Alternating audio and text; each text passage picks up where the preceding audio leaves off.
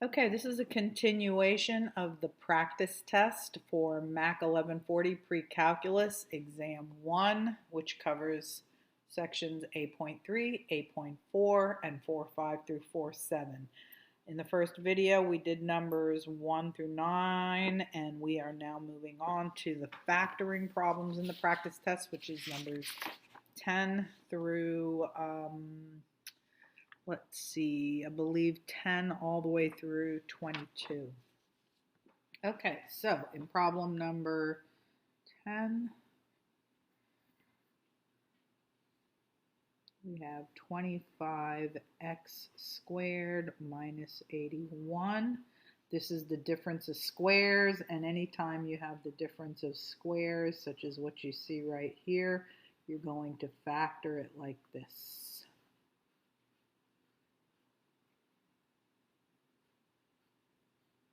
Okay, so you're basically just going to take the square root of each of these, take the square root of this first term, which is 5x, and it goes in the front position. That is what this means, that your first term is something squared. You take the square root, put it in the front of each parenthesis. Then you're going to take the square root of this and put it in the back of each parenthesis, which is what this means. For the second squared item, take the square root, it goes in the back of each one. Alternate the signs. It doesn't matter whether you put the minus first or the plus first. So just put a plus in one and a minus in the other one. Okay, that's called the difference of squares factoring formula. For number 11, x cubed minus 729. So when you are factoring the difference of cubes, you're going to take the cube root of each of these items. Call it cube root 1 and cube root 2. The sign that you see in the original polynomial will be the sign in the first parentheses. I'll put that this is the original. And then you're going to square that first cube root. Then you're going to multiply both of the square roots that are in this term. So everything in this second parenthesis, which will have 3 items in it, will be based off of these 2 items, these 2 cube roots. Let me try and put this a little bit closer.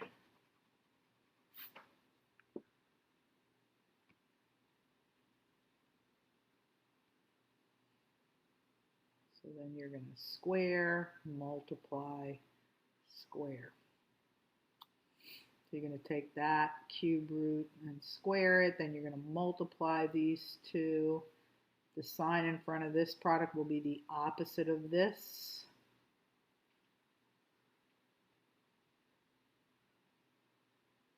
Opposite of the original.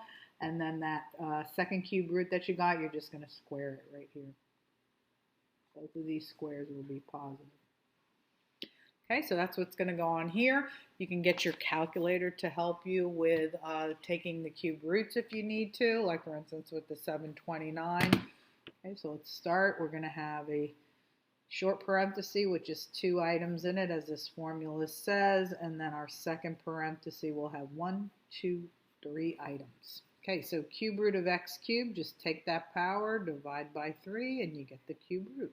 729, getting the cube root of that, you can come right here under the math key. And the fourth option down is taking cube root if you need help taking the cube root. 729, cube root of that is 9. Okay, put that sign that's in the original polynomial right in that first parenthesis. So we did a cube root and a cube root, and then we're going to square, multiply, square.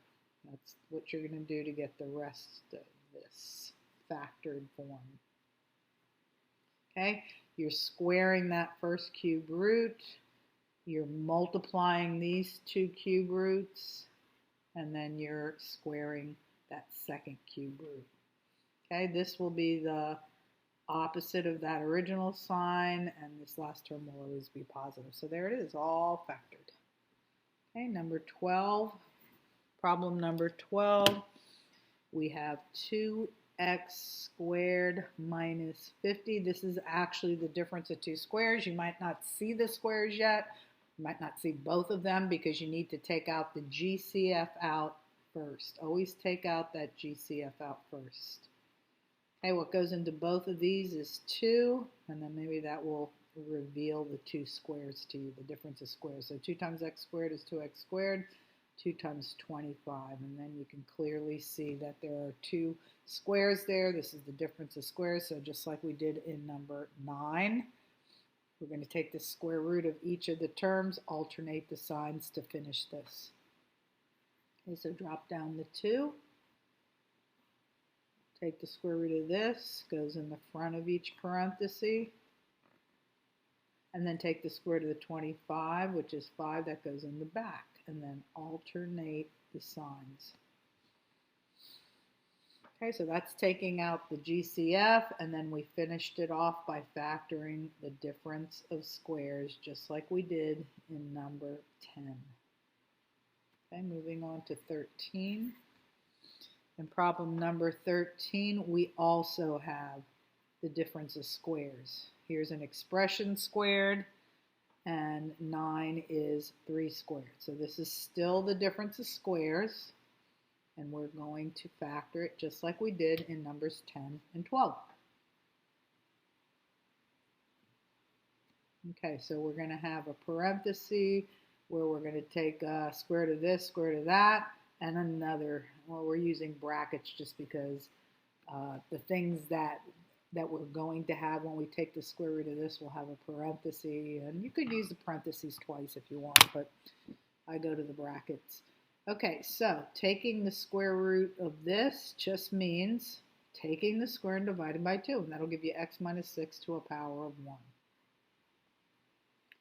Okay, there's my first cube root. It goes in the front of both pairs of grouping symbols. Okay, whatever that square root is, it goes in the front of this and the front of that. Then take the square root of this back term. This will be the second time you're taking the square root, and that goes in the back of each parenthesis. Fill one in with a plus and the other one in with a minus, and then you can clean it up a bit, and this time you can get rid of the brackets. So this will just be x minus 6 plus 3 minus 6 plus 3 is negative 3. And then here, negative 6 combined with negative 3 is x minus 9. Okay, so number 13, like I mentioned in the previous video, I did give you all multiple choices just because it's easier to check when you're comparing it to the answer key. So 13, the answer was A, just what we got here. But on your real test, it's going to be about 85% free response and about 15% of it multiple choice. Okay, moving on to number 14. Number 14, you have, moving on to trinomials now. You have x squared plus 20x plus 100.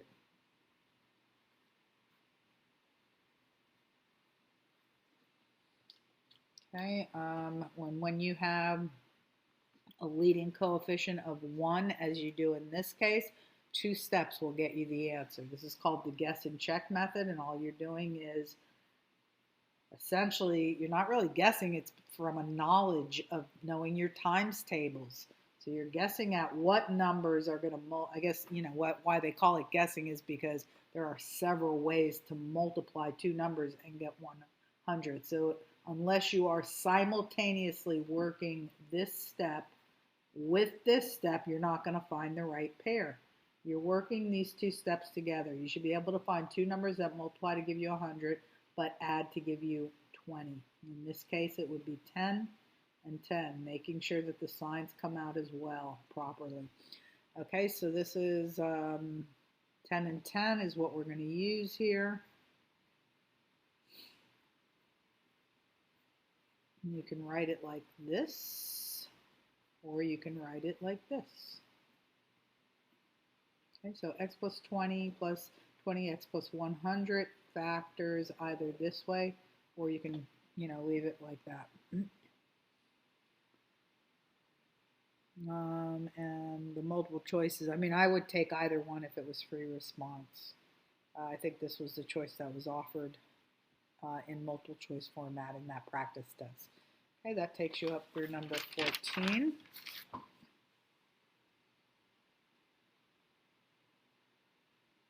Okay, moving to 15. And in problem 15, you have x squared minus 2x minus 48. Okay, again, this is the same kind of problem as number 14. You have a leading coefficient of 1 in a trinomial, and it is quadratic. This is double the power of that. So you're just doing these two steps. Look for two numbers that multiply to give you that C value. But the two numbers that you come up with here, again, there are many possibilities if you're only going to look at step one. Therefore, do not do that. You need to solve these two steps simultaneously. The numbers that you come up with here as multiplying to give you negative 48 should also add to give you negative 2. Therefore, you're looking for two numbers that are two spaces apart. Those would be 6 and 8. Okay, the second step will tell you which one you should put the negative on. When you add them, if you want that to come out to be negative, then the bigger number has to be negative. Okay, and you can see that this times this is negative 48, and this plus this is negative 2. So with this particular procedure, as soon as you find those numbers, you're pretty much there. Just break up the x squared. That'll be the front of each expression, and then take the two numbers that you have found here. Doesn't matter whether you put the negative 8 in the first parenthesis or the second one. Likewise, same comment for the positive 6. And there it is, all factored. Okay, for 16, number 16, we have x squared plus 10x minus 24. Same type of problem. I gave you plenty to practice on throughout this whole practice test, specifically with the factoring, because it's a weak spot for students. So you're looking for not so much 14, 15, and 16. That's still on the, pretty much what students consider the easier factoring problems, but more like when you're doing the splitting the middle term type of factoring, or things that you're not as familiar with, like factoring the sum or the difference of cubes, which I've already demonstrated. So here, once again, you have a quadratic trinomial with a leading coefficient of 1, and that only requires that you find two numbers that multiply to give you the C value, but add to give you the B value. So the C value here is negative 24, that's this, and the B value is this 10. Okay, so let's see. All right, so if we were to use, how about 12 and 2? And if they don't work out, you could always change them and see what else works. Because like I said, there's many different possibilities for what you could multiply together to get negative 24. I know you're thinking 6, 4, 12, 2, 124. 1 times 24, but if you use 12 and 2, you could put a negative on one of these. Now, this second step is what helps you to figure out which one to put the negative on. Okay, you know one of these has to be negative if you're going to get a negative 24. So if you put it on the smaller one, the bigger number will be positive, therefore the sum is positive. Okay, so this works to give you this works to give you positive 10. So once you get the proper numbers with the proper signs, then you just toss them into this parenthesis, breaking up the x squared to go in the front position of each parenthesis, and then the numbers that you found to go in the back. Okay, 14, 15, 16, same type of problem, and I believe number 17 is as well. X squared minus x minus 54.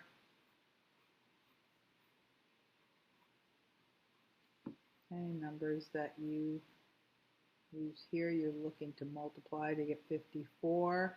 but you want to be able to add those numbers that you use here to get -1.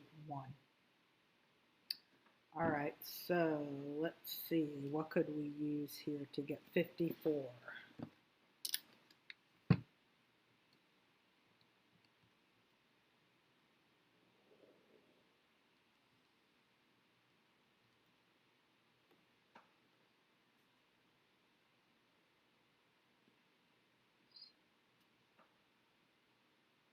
Okay, so here's some things just to think about. So you're probably the most common way that pops into people's mind is 6 times 9. If you go 6 times 9, you could put a negative on one of them, get -54, but no matter which one you put the negative on, you are not going to get a -1. If you put -6 plus 9, you get 3. If you put 9 plus -9 plus 6, you get -3. So that, that 6 times 9 combo is not going to work, regardless of which one you put the negative on. Then you might also think 27 times 2. That's not going to work either, regardless of which one you put the negative on. It will give you -54, but it's just not going to work here, even if you do the 1 times 54 and so on. None of those combinations are going to work. So because you can't find two numbers that will work both here and here, that means this will not factor, because there just aren't any numbers that will satisfy this step as well as this. And when it will not factor, we call it prime. It is a prime polynomial. Just a one-word way of describing the fact that it will not factor. Okay, so that's 17. Okay, moving to number 18. Okay, you finally move into a type of factoring that requires more than just 2 steps. So this next one in number 18 is 5x squared minus 25x plus 30. And looking at this on first sight, it does look like you're going to have to go into the more extensive method called splitting the middle term. But remember, any time that you can take out a GCF, you should do that first, because doing that might result in an easier way to finish the problem, as is the case for this particular problem. So notice that 5 goes into all of these. So you could take out a 5, that'll leave you with x squared minus 5x, this times this is this times this is this, plus 6. And then you can continue to factor it. So we're going to continue to factor this. Now we're looking at a polynomial just like we had in 14, 15, 16, 17, where it is a quadratic trinomial with a leading coefficient of 1. That's since we took the 5 out. So we're looking to factor this. In other words, finding two numbers that multiply to give you the C value while adding to give you the B value. And that would be the 6, 1 combination, as long as you're making the 6 the negative number. Because that times that, let's see, does that work? Now let's see, we got negative, that won't work there, because look, you're not getting the -6 there. So you see how, that's why it's called guess and check. You can guess at what you think is right, and then as you look at these, it's gonna reveal whether the signs are working out properly. This doesn't work. -6 times 1 is +6. So we need to try something else. Okay, so 3 times 2 is also 6. How about if we go -3, -2? And then I don't know if you remember or not, but when you're doing these problems, if the last term is positive, that means both signs on the numbers that you're trying to come up with, it means they'll both be the same. That's when the last term is positive. Both signs will be the same, and this is what they'll both be.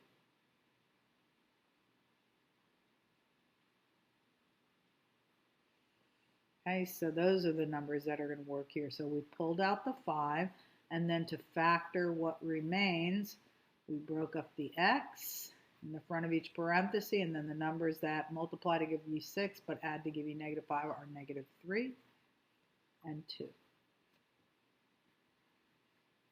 Okay, moving on to number 19. Okay, problem number 19. Let me go to the next page.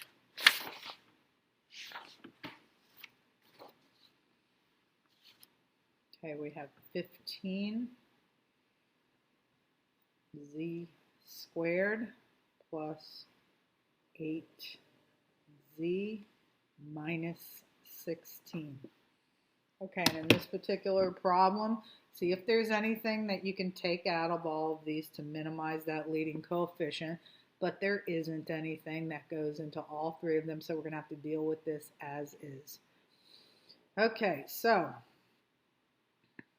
we're going to use what's called splitting the middle term here. I'm going to take this middle term and split it up into 2 terms so that we're going to end up with 4 terms instead of 3, and then we'll finish the problem by grouping. Okay, so the way this, and this is only suggested when, you can use guess and check on this also, but I think you'll find that harder in this particular case. So what I'm doing, splitting the middle term, is used when the leading coefficient is bigger than 1. Okay, so it starts like this, similar to what I did in 14 through 18, except instead of looking for 2 numbers that multiply to give you the C value as I started each and every problem in 14 through 18, you're looking for 2 numbers that multiply together to give you the A times C value. This is the A, this is B, this is C. Okay, so 15 times 16, -16 would be -240. That's my A times C value. But the second step is exactly the same. You want those 2 numbers that you're coming up with, they should add to give you the B value. So we're going to have to look for 2 numbers. They are going to have different signs. I'm going to look for 2 numbers that multiply to give me this, but are 8 spaces apart. So I'm going to start doing that on my calculator.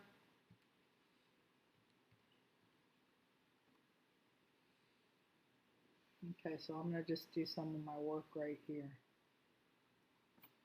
Okay, I'll decide where to put the negative later, but right now I started by just figuring anything that goes into 240, which I decided to try 24 just because it's so obvious.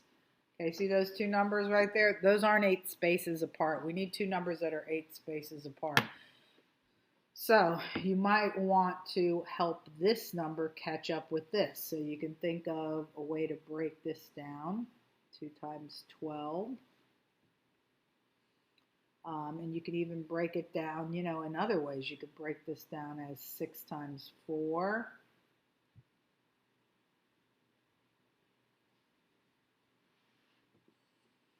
So let's see. Oh, I think I got it right there. Okay, so I started off by just dividing 24 into 240.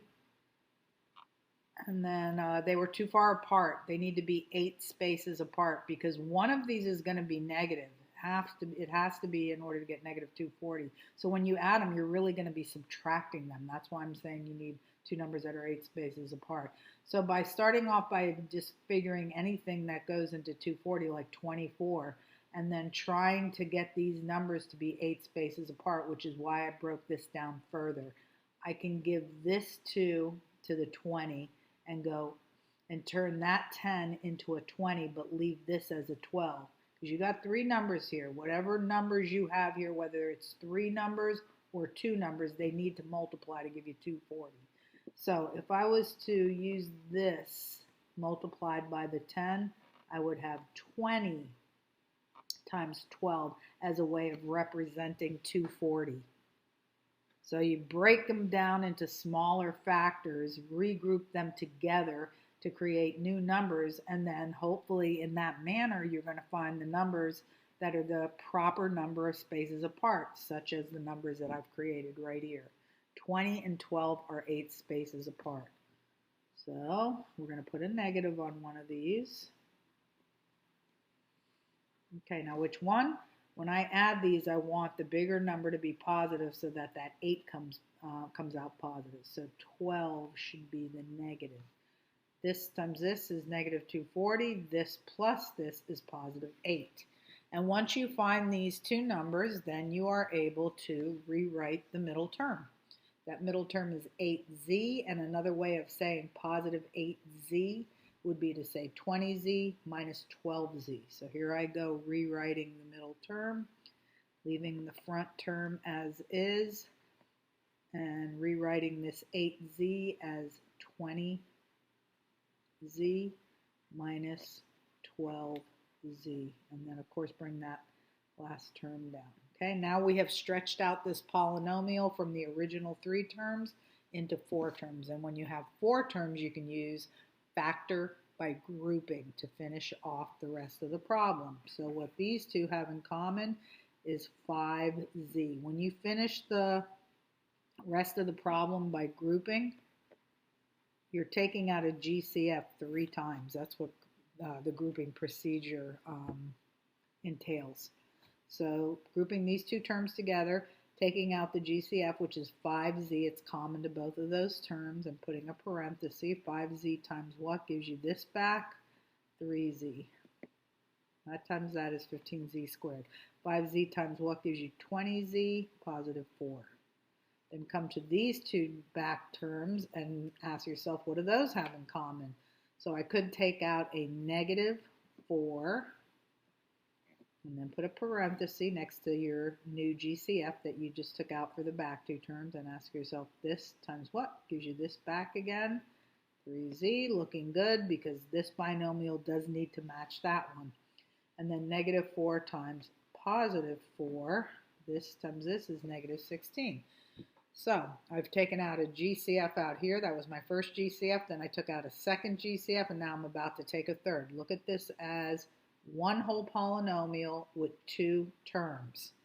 And what the 2 terms have in common is 3z plus 4.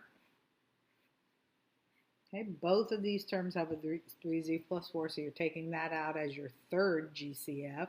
And now what goes in this last parenthesis is the first 2 GCFs that you took out, 5z minus 4.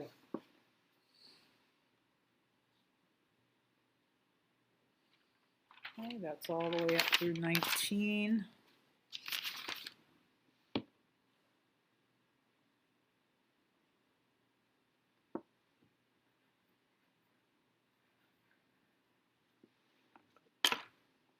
Okay, and then we're into number 20. This is 9x squared plus 18x plus 8. Okay, once again, we're in this problem where it is a quadratic trinomial. Leading coefficient is bigger than 1, and there's no GCF to bring that leading coefficient down to a 1. So, again, I'm going to be doing splitting the middle term.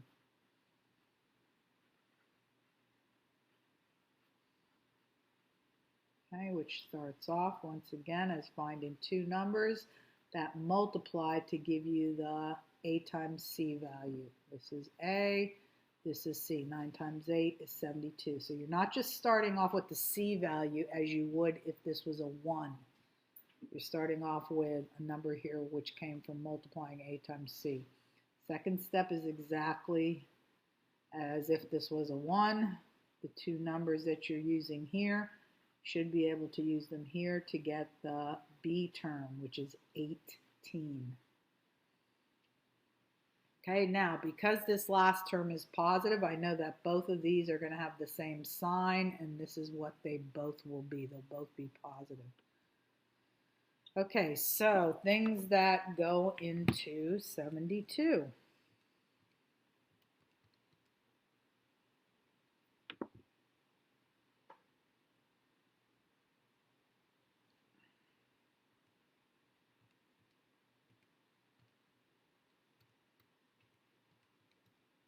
Oops.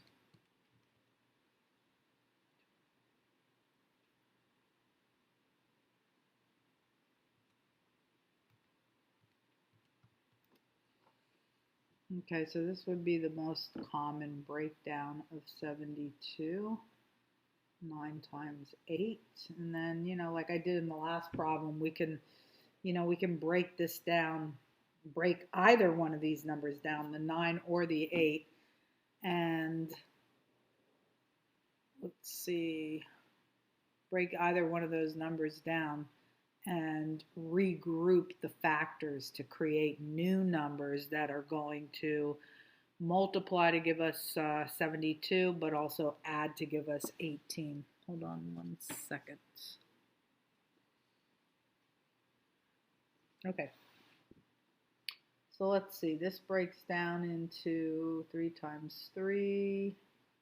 This breaks down into 2 times 2 times 2. I'll just write 2 times 4 right now. Let's see if I can create some new numbers here.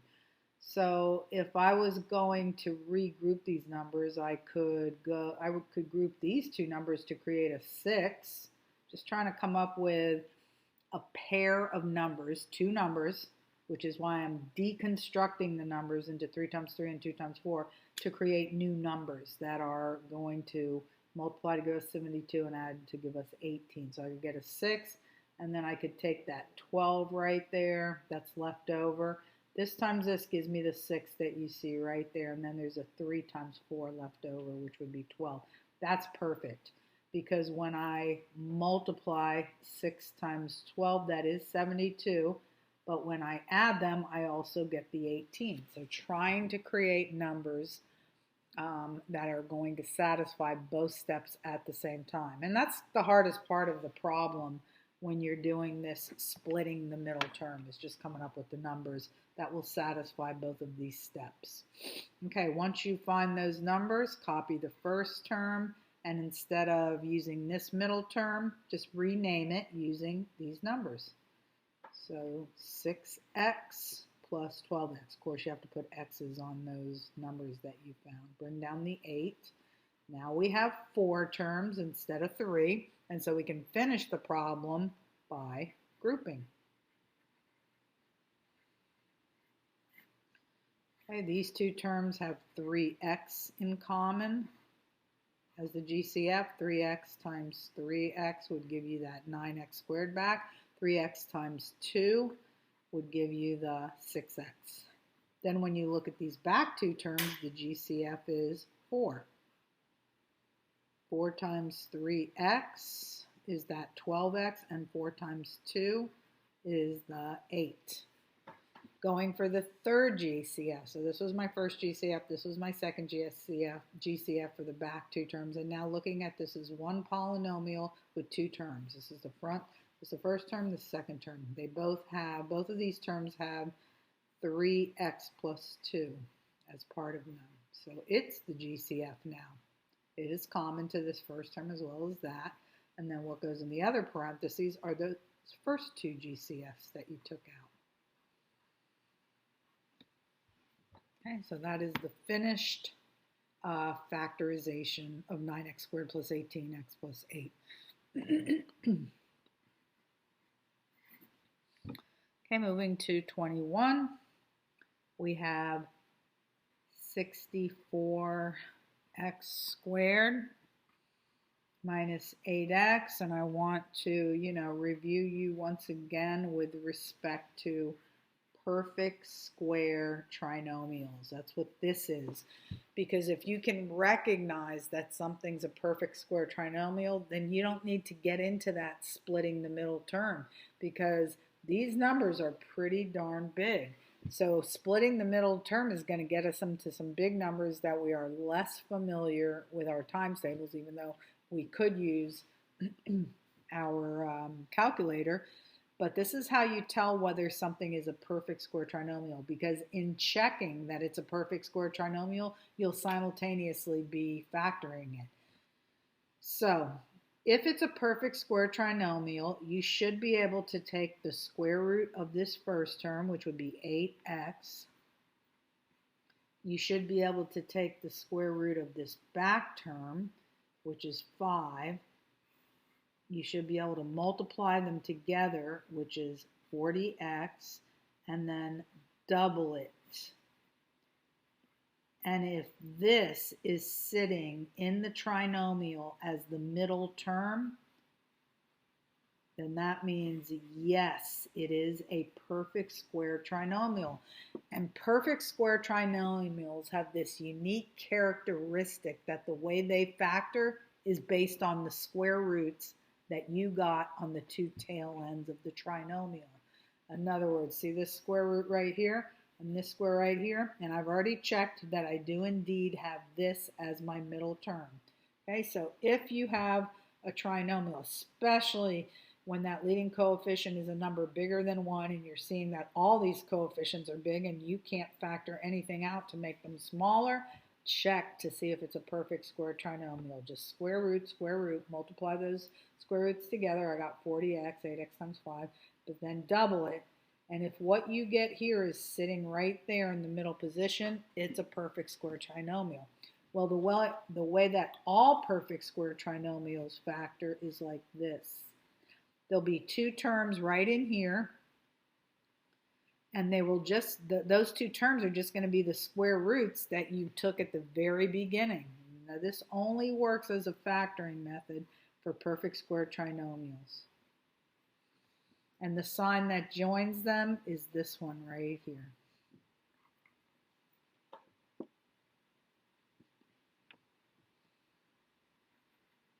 Okay, 22. In number 22, we have 6x squared plus 13xt plus 6t squared. So the only difference in this problem is that there's an extra variable hanging out in the middle and last term, and that's the t.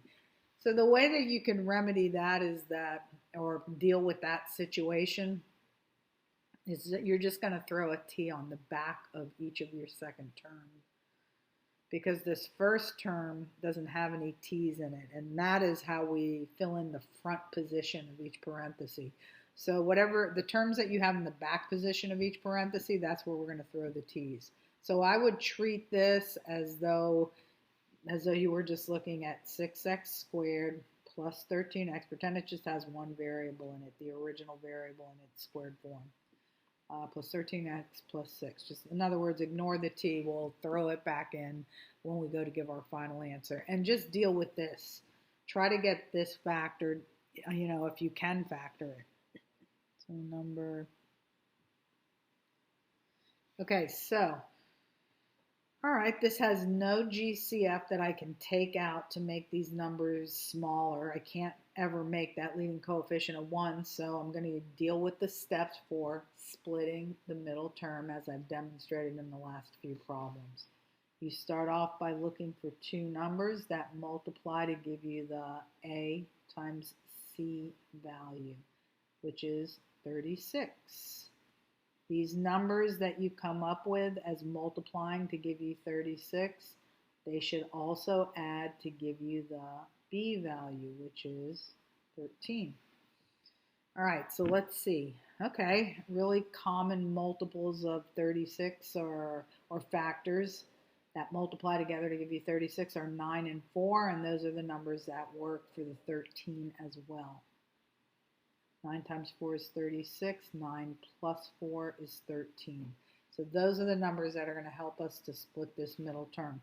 So it would be 6x squared, and instead of the 13x that you see there, it would be 9x plus 4x, using the numbers that we got here, but putting x's on them, and then there's that 6.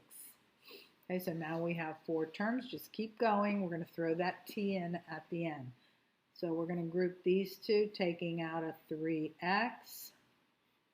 3x times 2x will be 6x squared. 3x times 3 would be 9x. Then coming to the back two terms and taking out the GCF for those two terms would just be taking out a 2, leaving you with 2x plus 3, just like you had right here. Okay, then looking at this as one long polynomial having two terms with a common factor of 2x plus 3. So now I'm going to take out that as the common factor. And then what goes Back here is the 3x plus 2.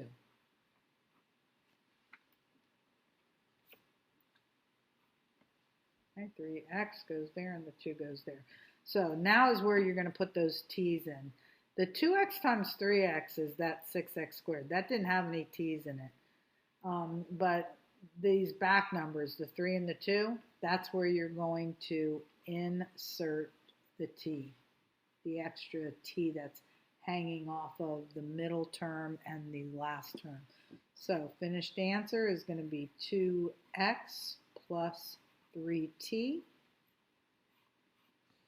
and 3x plus 2t.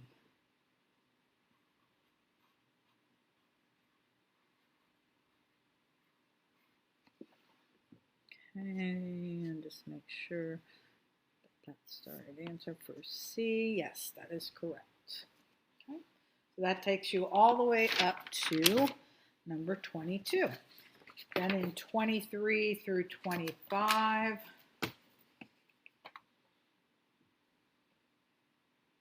just a little taste of completing the square.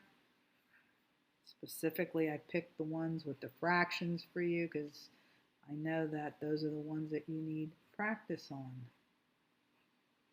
Okay, so basically what you have here is two terms, and they want to know what should be added to complete the square. In other words, what you're doing is you're creating a perfect square trinomial. So to complete the square,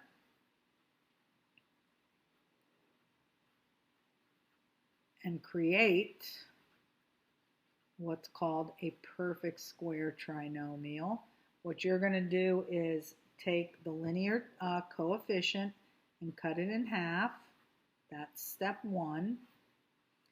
Take that linear coefficient of 2/3 and cut it in half. That means multiply it by 1/2. When you take a fraction and multiply it by 1/2, it's just top times top, bottom times bottom. And you could even do your reducing right here. You could notice, hey, there's a 2 here in the numerator and a 2 in the denominator. So those are going to cancel. So now it's just 1 time, because 2 goes into itself 1 time, 2 goes into itself 1 time. So it's just essentially like 1 times 1 at the top and 1 times 3 at the bottom. Okay, that's the first thing that you do. This is step one for figuring out what is the term that is needed here to complete the square. You're trying to figure out what is that third term that would turn this into a perfect square trinomial. Right now it's just a binomial. Okay, so that's step one. And then step two, you're just going to take what you just got there after cutting this coefficient in half, and you're going to square it. When you square a fraction, you square the top as well as the bottom, so that's going to be 1/9. Okay, so the term that was needed here is this. Okay, it just takes 2 steps. Cutting the coefficient in half and getting whatever you're going to get, and then squaring that. So now we have a perfect square trinomial, or in other words, the term needed to complete the square, as it says in the directions. Okay, so you'll just be giving the 1/9, I believe, because I think they only wanted you to tell what, rather than rewriting the whole thing. Okay, number 24, just more practice at that. As I mentioned in the first video, your test will not be anywhere near this. It has to be a test, as is the case in all your classes, including your final exam. There will be enough problems on there that it can be finished in well under an hour and 15 minutes. Okay, so 24, again, we start off with 2 terms, x squared minus 1/2 x, and they want you to complete the square, so same comments and steps as what I did here. So for step 1, to complete the square, you're just going to go 1/2 of the linear term's coefficient, which is 1/4, And then for step 2, you're just going to take what you just got and you're going to square it. And it's always going to come out positive, because if this second step is squaring, squaring can't result in a negative. So you're squaring -1. In other words, -1 times -1 is 1. And you're squaring the 4, which is 16. Okay, so that's the number that if you added it right in here, you would have a perfect square trinomial, but they're just going to ask you for what is that term. So you'll just offer that. Okay, in numbers 25 and 26, we move through to synthetic division. Excuse me, sorry.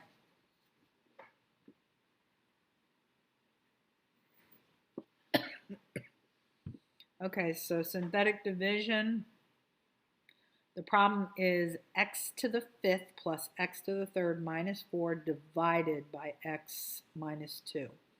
So in these particular problems, when you're going to do division through the synthetic procedure, all you use is this number right here, but you have to switch the sign. So you have to remember that if you're going to break a number apart from the x, you're going to break that binomial apart, you're going to have to switch the sign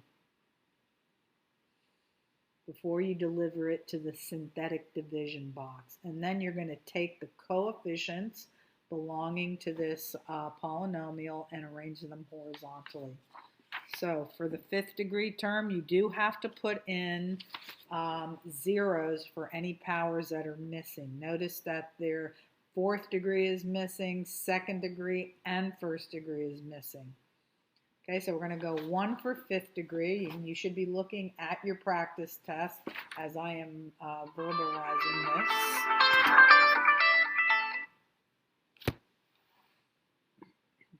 Okay, so it's going to be 1 for 5th degree. And let me go ahead and put the divisor out here. I'm not going to leave myself enough room for that. So, not having too good a luck with this. Okay. All right, so we're dividing by x minus 2. So you deliver a positive 2 to this synthetic division box. And then for the coefficient, it's 1 for the coefficient of the 5th degree term. We don't have a 4th degree term at all, so we have 0 of those. 3rd degree term, we do have a 3rd degree term. Coefficient is 1. 2nd degree term, we don't have any of those, so 0. 1st degree term, we don't have any of those, so 0. And then for the constant, we have -4 as the constant.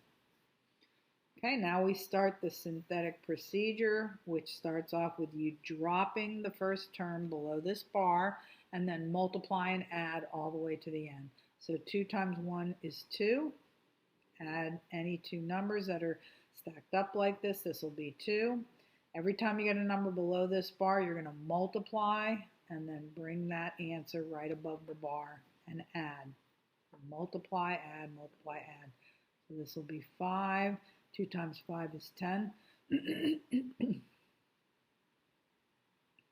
2 times 5 is 10. Add right here, you get a 10. 2 times 10 is 20. Add right here, you get a 20. And then 2 times 20 is 40. Add these, and you get 36. Okay, let's just check that real quick. Drop the 1.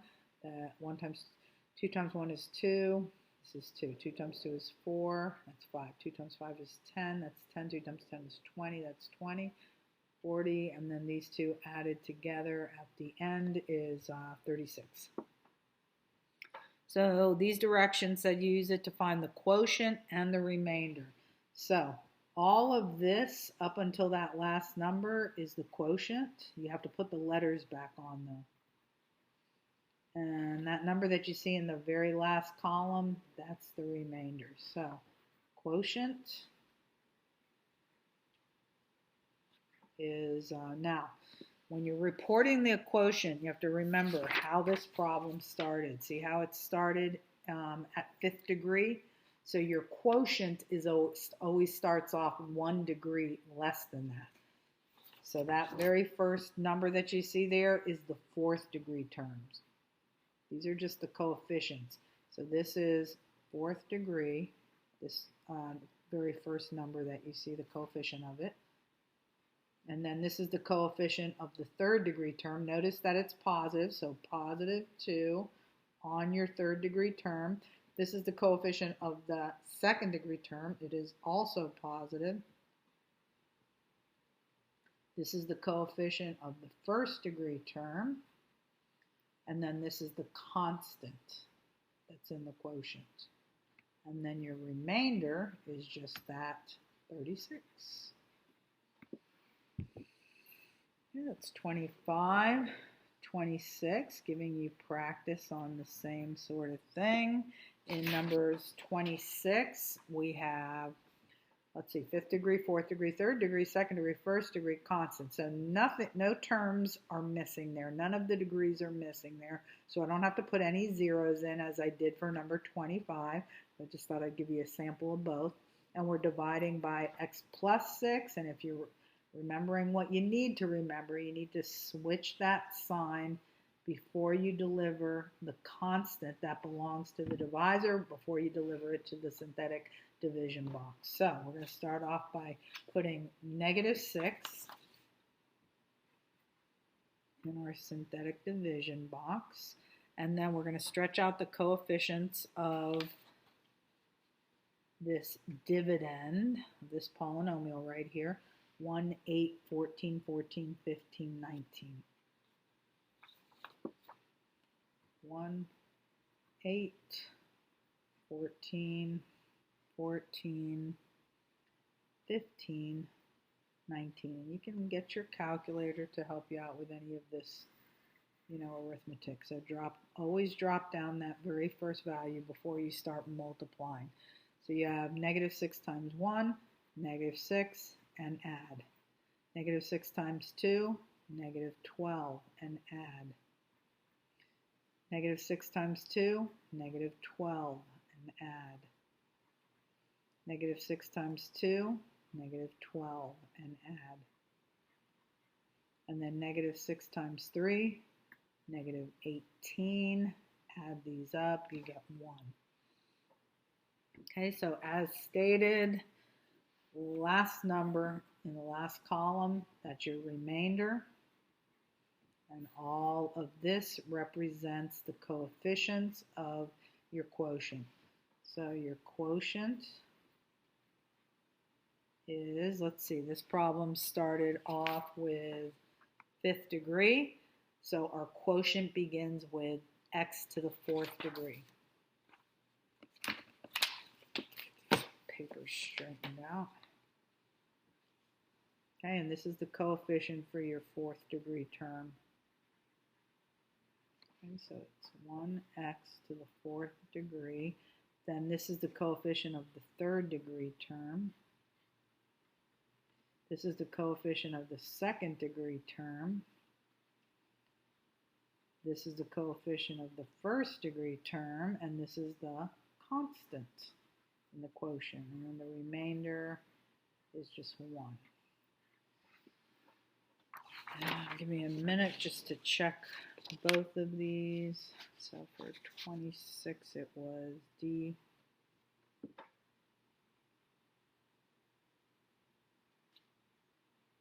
X to the fourth plus 2x third plus 2x squared plus 2x plus 3. Yep, that's correct. 25 said that the answer was x to the fourth. Let's see. 25 it was C. So x to the fourth. Let me check it against what I got. 5x squared, 10x plus 20, remainder of 36. Good. Okay, everything fine there. Let's move on to 27. So 27, it says use synthetic division to determine, let's take a look at that problem, although you're most definitely looking at your own copy. Use synthetic division to determine whether this right here, x minus the constant, is a factor of the given polynomial. So if it is a factor of the polynomial, then what happens when it's factor is that you get 0 for the remainder.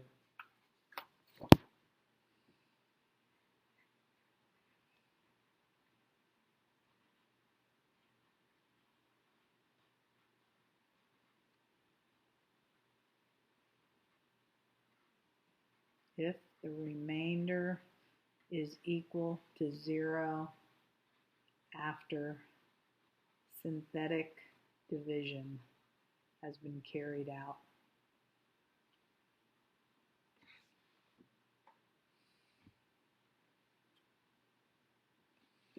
And, you know, as the practice test says at the top, I made a comment in the title of the practice test that numbers 1 through 24, just in case you want to look for examples that we did in class that were like this, 1 through 24 in this practice test was from Appendix 3. We are now in the second batch of problems, 25 through 28.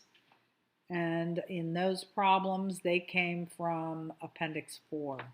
Okay, so just look at the title of the practice test right there where I sectioned it off for you just so you would know where each, you know, what section each of these problems came from. So I'm almost done with the ones that are in Appendix 4. I'm on number 27 right now.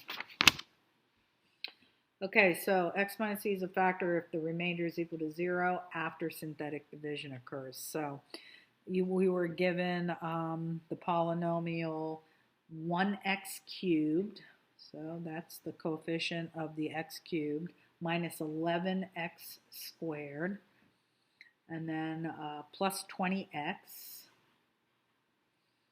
and then 96 was the constant. And we're dividing by x plus 4, so you switch the sign on the constant, and if the remainder is 0 here, then we know that x plus 4 is actually a factor of x cubed minus 11x squared.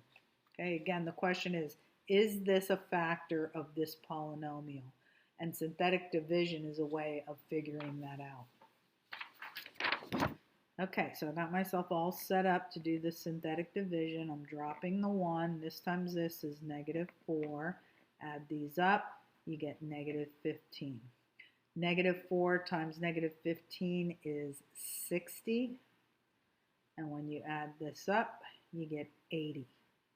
Negative 4 times 80, that would be negative 320. And you can probably well see that this is not going to be a remainder of 0. So x plus 4 is not going to be a factor of the original polynomial.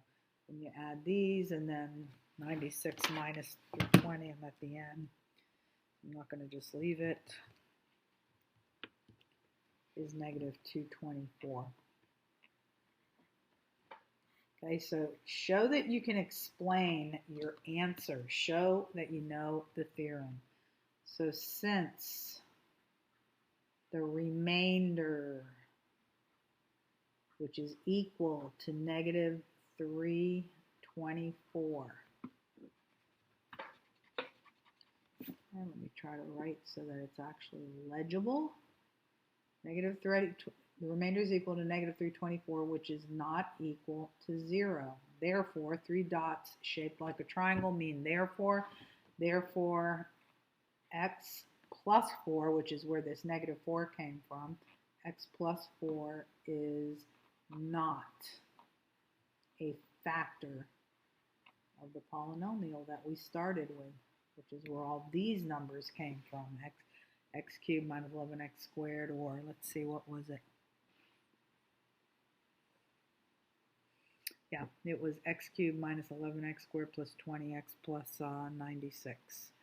Okay, so for 27, the answer from the multiple choices is B. No, it's not a factor.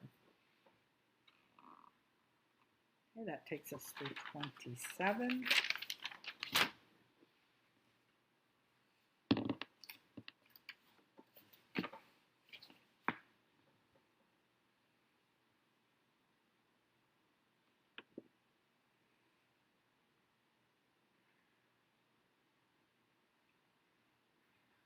Okay, here's number 28 grouped with that same batch of problems, so same instructions. Is x plus 3 a factor of this polynomial?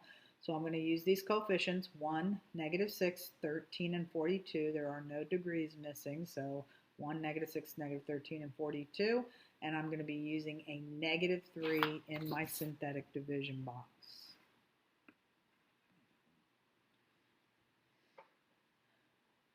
Okay, 1, -6, -13, and 42.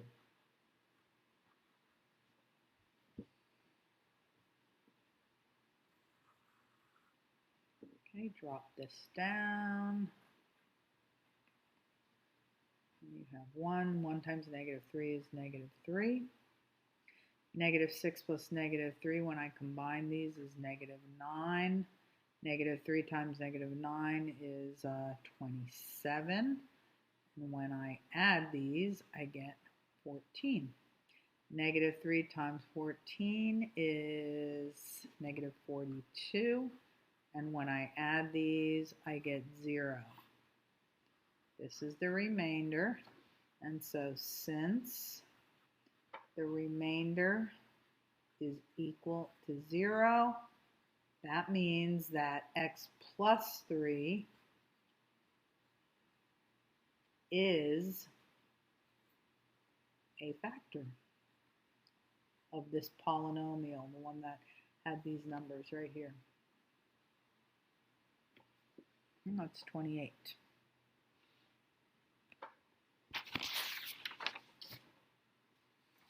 Okay, so that finishes everything that is in Appendix 4. And then as we move on in numbers 29 through 35, that'll be sections 4, 5, and I will continue that in the next video.